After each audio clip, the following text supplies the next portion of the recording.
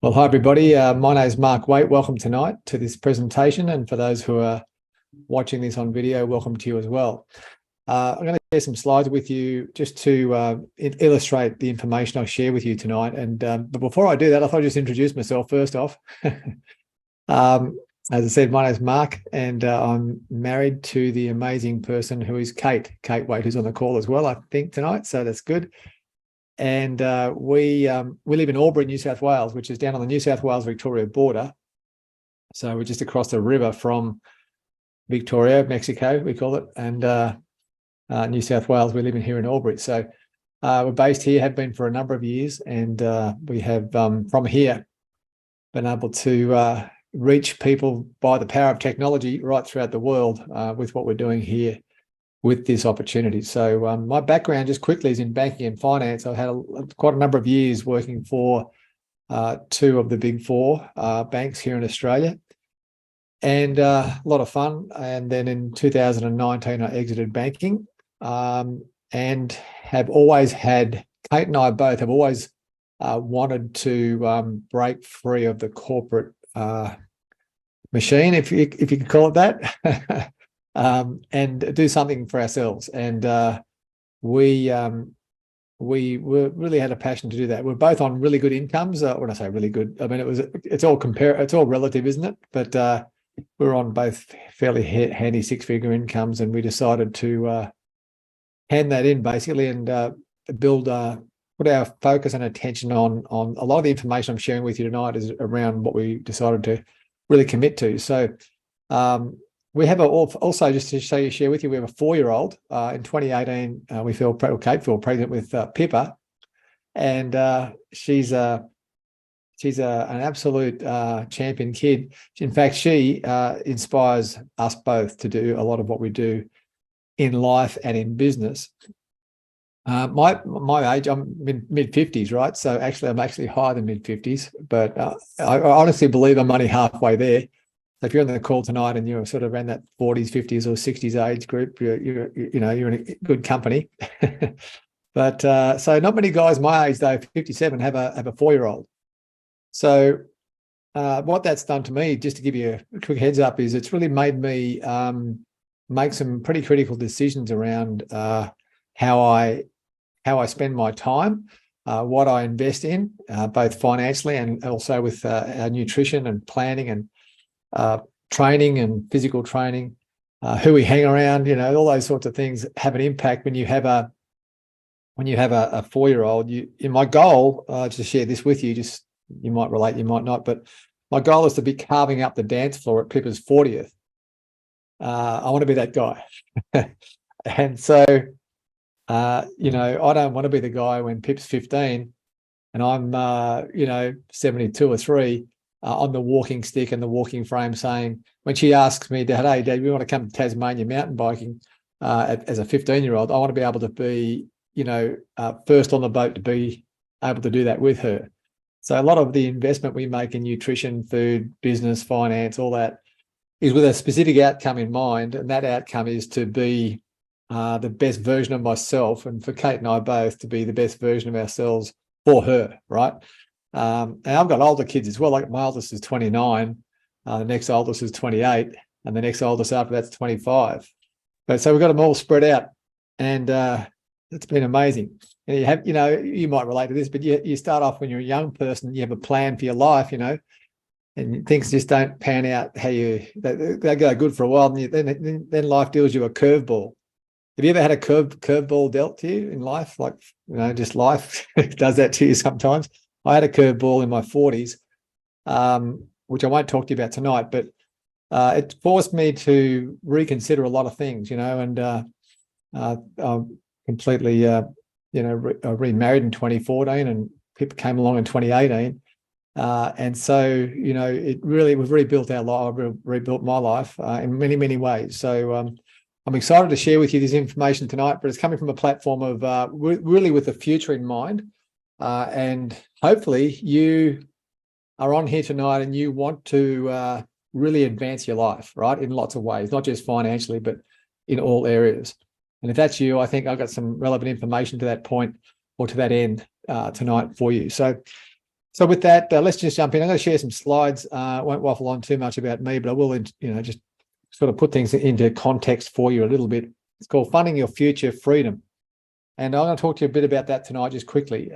Again, I just touched on my background briefly. That's Pip there in the middle. There's Kate and myself, and I like to stay fit and healthy for the reasons I just explained. Background corporate, pretty much. I had 20 years of my own business before I joined banking, actually, and I was with two of the big four banks for about 13 years. Kate's background's in marketing, working for the largest family-owned company on the planet, actually, in a marketing role, a senior role. So that was sort of us, up until very recently, actually. And so with that, I just want to share some ideas and some thoughts with you, if that's okay. Just from a guy who's living on the border, New South Wales Victoria border, mid-50s. Some things I've learned and some things that might help you in some way. Basically, for us, all of us here on the call, our lifestyles require financing. There's no doubt about that. At the moment, though, the cost of living is, I'm not sure if you noticed this, but the cost of living is increasing due to inflationary pressures, obviously, on the cost of things. And at the same time, what we have is wages are relatively flat, right? So we've got businesses and wages their revenue streams and income streams are relatively sort of consistent, flat. And in fact, businesses are finding it harder and harder to, make a profit because the margins are so squeezed now because of inflationary pressures, interest rate rises, etc. So what we've got in Australia, at least, and in fact a lot of Western countries, is this situation where the cost of increase in living costs and with a flat income sort of line, that's putting pressure on budgets, on company budgets, business budgets, and for that average household budget. So what happens then is, for most people, they end up having a choice of two things: either make more money or spend less money. And so many people opt for the spend less option because they feel they have so much more control over what goes out than what comes in. So what we're going to talk to you tonight about is not just about spending less and how to do your budget better, but it's actually just to think about expanding your income circle and actually generating more income for your situation, right? And I'm going to share with you a vehicle which I believe, from my background in banking and finance, and I've seen a lot of balance sheets and a lot of profit and losses in my time, but I've never seen one quite as dynamic as this one I'm about to share with you. That's why I guess I'm taking a Tuesday night out of my life, and you're taking a Tuesday night out of yours to listen to someone and talk about this, because I'm genuinely of the opinion that this can help anybody.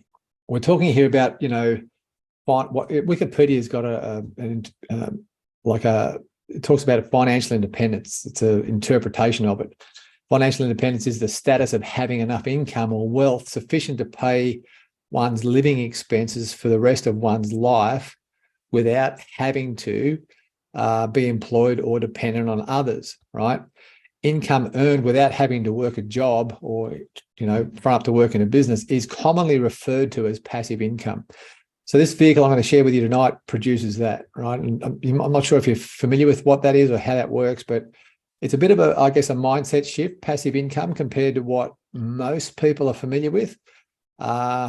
Generally, because most of us are taught through the education system that we have to, go to school, get a good job, keep your nose clean, climb the corporate ladder, or start a business, provide a service or a product to customers and clients. And the more customers and clients, or the higher up that corporate ladder you go, the more income you make. And so it gets to a point where you sort of realize, sometimes, many people do anyway, that the ladder that they're climbing up is leaned against the wrong wall. It's not what they thought it would be like. Just with time pressures, never at home, you're living and breathing whatever it is you're doing 24/7. It's tough. It's a tough gig. The higher up this success ladder you get in business or in corporate. So, the idea is, for most people, then they start to think about, okay, how can I generate income apart from what I do physically? Then we start thinking about things like, investment income. We'll talk about this in a moment, and other income streams that you can create other than what you do. But, my question to you tonight is, what's your number? What do you think to yourself? What does that mean? What's my number? Your number is, what I'm going to ask you tonight is just to think about what your number is. If financial independence is a goal of yours and you'd like the idea of that and the thought of that for you, what would it take for you to achieve that in reality, right? Do you know your number? And this might sound like a basic question for those of you who are really financial literate and you're on a wealth creation plan already. But for most people, I've found particularly in business and in banking, most people don't have a clue what their number is because they're not taught how to actually establish it. So if I may, I'm going to come off mute here. Come off share screen for a moment. And I'm going to just flick to my whiteboard here and just talk about this because there's two things you need to understand in your own personal economy. And excuse me if this is a bit elementary for some of you, but it's intentional, okay? Because I want you to get this. And it's good to be reminded of this too. Hopefully you can see that whiteboard. Basically, there's two things you have in your own personal economy. You have what we call a balance sheet and a profit and loss, right? Now, before you tune out and get all glazed over and get bored with me, I'll make this fun, okay? I promise this won't be boring. But basically, just quickly, your balance sheet is, this is your balance sheet up here, right? We call that balance sheet. And that is fundamentally a list of what you own, or assets, we call it, versus your liabilities, which is what you owe.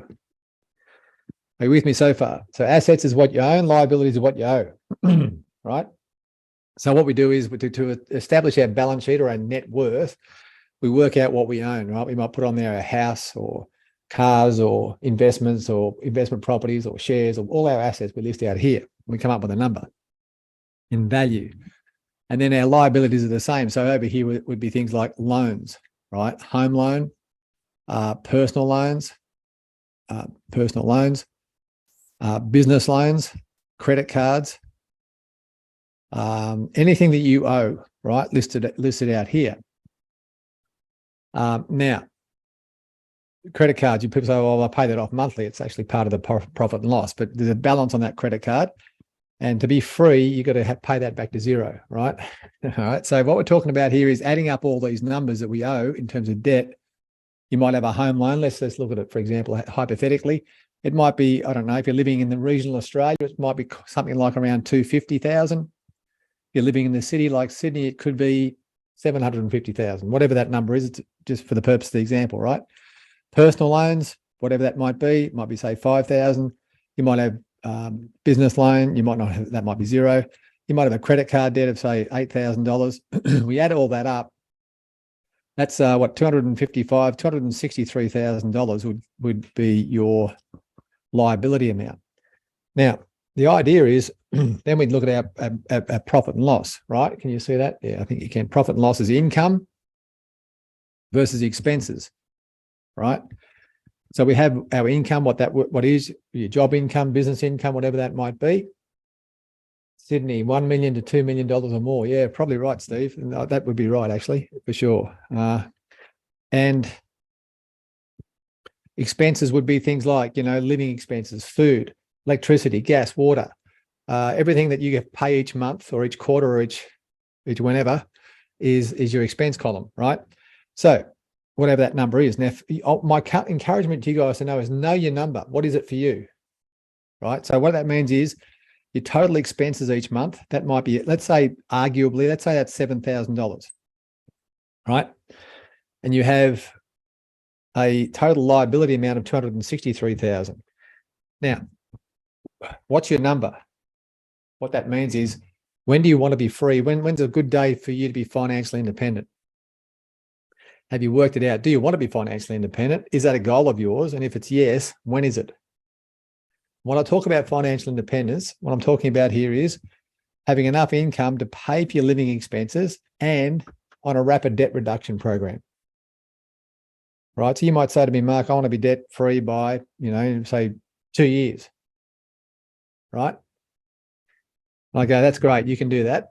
Right? Most people would have you conditioned though around a home loan. If you got a home loan for 30 years or 25 years or 20 years, 20 years of monthly payments, that minimum monthly payment, is a lot of interest you pay. But let's say, for example, you wanted to be debt-free, pay off your debt, and cover your living expenses in the next 2 years. So you need, if you say 2 years is 24 months, how much monthly income do you need to clear your liabilities and have enough to live on? Do you know how to work that out? All right, let's just give you an example. You need $7,000 a month, right? Obviously, from something, and you need 24 months. 263,000 divided by 24 months, 2 years, 24 months, 263 divided by 24 would be, let's call it $10,000, right? So $10,000 times 24 months, which is $240,000. That's close enough. Just keep the sums easy, right? $10,000 a month over 2 years to pay out your home loan, and an extra $7,000 a month to live on. Your number in that example would be $17,000 a month if financial freedom in 2 years is your goal. Are you all with me so far? So you've got to know your number. So is financial independence important to you? And if so, when is that going to happen for you? I'm sorry to rattle your cage here tonight if this is a question. I promise this will be the best half hour you'll spend today. Or maybe this week. Right? But know your number. Yeah, it's very important you need to know your number, because it's hard to shoot for something that you're not quite sure what you're shooting for. And that's how a lot of people are taught to think, because the education system teaches people to work a good job, keep your nose clean, get a job, right? Have a regular income. The system tells you to borrow money. You can't afford to pay cash, but hey, you put it down in no deposit, no interest, no repayments for 4 years, right? That's the conditioning that most people have been bombarded with. So to be free, to be financially free, if this is your goal, add up your liabilities, right? Come up with a number. And then you work out what year you want to be free, right? So if it's 1 year or 2 years or 5 years, give it, something that you believe in, right? Just because you've got a 25-year home loan doesn't mean it should take you 25 years to pay it off. Right? But just imagine what that would be like for you, knowing that you've got no debt, no personal loans, no credit cards, no home loan, and you've got enough income from something that's paying your lifestyle. Right? This is what we're talking about. Freedom or financial independence is what Wikipedia was talking about there. So I hope you've done a quick calculation in your head right now to work out what your total liabilities are, plus your monthly expenses, what you need to live. Right? And yet just say you want to be free in 2 years or 3 years or whatever that number is, 3 years. If it's 3 years, it's 36 months away, right? So we just add the total liabilities plus your monthly income, add those together. What I would do is if it is 3 years, right, it's 36 months away, to divide whatever your total liabilities is by 36. That gives you your monthly contribution towards debt reduction. Plus, you need $7,000 a month to live on, if that's your number, whatever your monthly budget is, right? Now, again, if that's $300,000 a year, 36 months, let's say it's $360,000 total. In 36 months, that's $10,000 a month for 36 months, plus $7,000 to live on. But you need $17,000. That's your number, $17,000 per month income. You think, well, man, that's a lot. And it is compared to what you're used to, probably. But now you have a number. So when you start thinking about opportunities and start thinking about visualizing what that would be like to be free in 3 years, now you start to be more receptive to opportunities to make that a reality. Does that make sense? But if you don't know what your number is, the best opportunities can come your way. And I've seen in my lifetime, for many people, amazing opportunities come their way, but they miss the opportunity because they're not quite sure what their number is. So they can't relate it to anything. So I hope that helps, right? If you get nothing out of tonight's call, right, in the first 15 minutes, work out your number. I encourage you to work out your number. And you think, well, that's a big number. I can't even believe I'm going to make that amount of money. Don't worry about the opportunity. Don't worry about the vehicle. The vehicle will turn up when you know what the number is. And you think about that number and you commit to the number and you say, right, I'm going to look for opportunities. I'm going to be open to opportunities to create that number in my life each month. Are you with me so far? Hands up if you're with me. You understand what I'm saying? Great. Well, look, this is different to what you're taught at school. I get that. Right, but it's something that has to, to break the bonds of debt in people's lives, you got to think differently, right? My number one question I ask people is, what do you want and what's your number? Right? What does it take for you to be completely financially free? No debt, no personal debt, no credit cards, cash flow, surplus cash flow that is paying for your lifestyle, and you own everything that you have. All right. Investment debt's a different animal because you've got income offsetting the interest. So that's a different thing, right? But I'm talking about non-deductible debt, not non-income producing debt. Things like doodads, cars, clothes, credit cards, your home you live in. It's a non-income producing asset. You got to get rid of that debt ASAP if financial freedom is your goal.